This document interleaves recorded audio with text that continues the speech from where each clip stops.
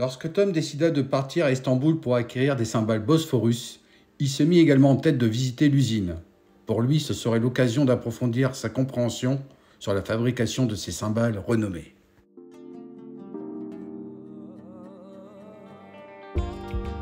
Hello les amis, cette fois-ci nous sommes à Istanbul pour une découverte musicale. Située sur les rives du Bosphore, l'usine Bosphorus fut fondée en 1980 par des passionnés de musique et en quête de sonorités authentiques. À notre arrivée, nous fûmes accueillis par l'un des artisans, Mehmet, un homme à l'allure sage et aux mains marquées par des années de travail. Nous sommes actuellement dans les ateliers de Bosphorus, reconnus mondialement pour avoir les meilleures cymbales. Voici les plaques obtenues après avoir fait fondre du cuivre et du bronze à 2000 degrés.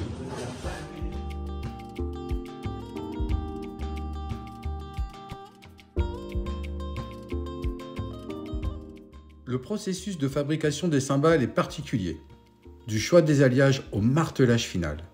Chaque étape exige une minutie incroyable. Les artisans martèlent les cymbales à la main, leur donnant forme, texture et surtout sonorité. Chaque artisan a sa propre méthode.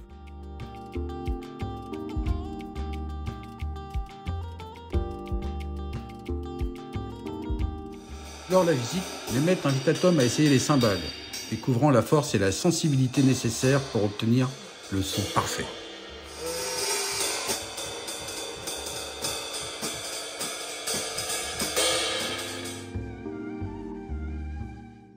Avant de quitter l'usine, Tom fit quelques emplettes. Ce voyage ne serait jamais complet sans un souvenir tangible.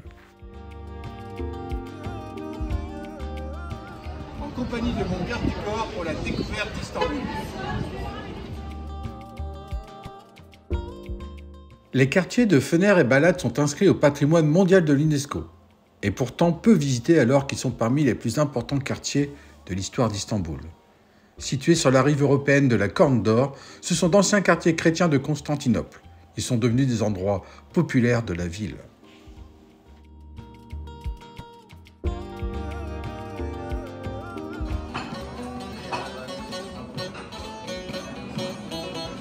Le buzouk est un luth frété à longue manche.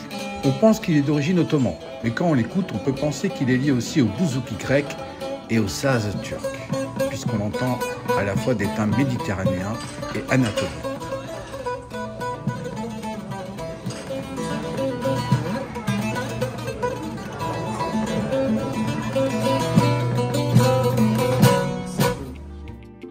Les instruments à cordes ont été employés très tôt en Asie centrale. Et ceux à cordes pincées sont beaucoup plus typiquement turcs. Les luths à manches longues, dérivés du kopuz et dont le nom commun, saz, nous l'avons dit, atteste l'instrument par excellence en Turquie.